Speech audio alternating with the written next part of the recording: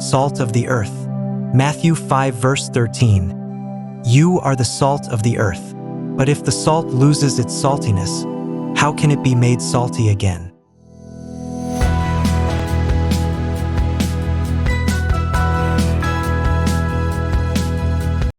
Welcome to the Blessing Voices. Today we will explore one of Jesus' teachings, salt of the earth. This teaching is found in Matthew 5 verse 13. Let's learn about this important message. Jesus said, "You are the salt of the earth.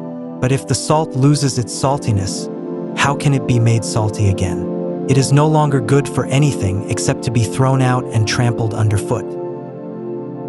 The teaching about being the salt of the earth gives us important lessons.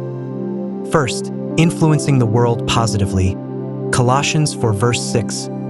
Let your conversation be always full of grace, seasoned with salt, so that you may know how to answer everyone. Just as salt enhances the flavor of food, Christians should positively impact those around them through their words and actions.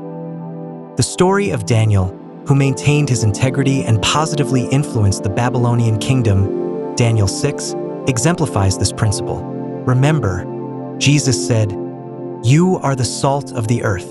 We should strive to impact those around us positively through our words and actions, embodying the grace and truth of Christ in our daily lives. Second, preserving moral standards. Romans 12 verse 2.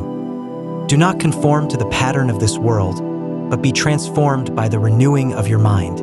Salt preserves food from spoiling, and similarly, Christians are called to preserve moral standards in a world prone to corruption. The story of Joseph, who upheld his moral integrity in Egypt, Genesis 39, serves as a powerful example. Remember, Jesus said, "You are the salt standards we can preserve moral integrity in society."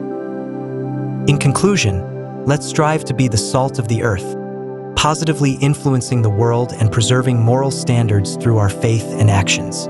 Despite the challenges and temptations to conform, let's rely on God's strength to maintain our saltiness. Let's remember that our positive influence and integrity can make a significant impact on the world. Thank you for joining us today on the Blessing Voices. We hope this story brings you an abundance of blessings. Please share it with others by liking, sharing, and subscribing. Share your thoughts in the comments below on how you can be the salt of the earth. See you next time, and may you always positively influence the world. God bless you.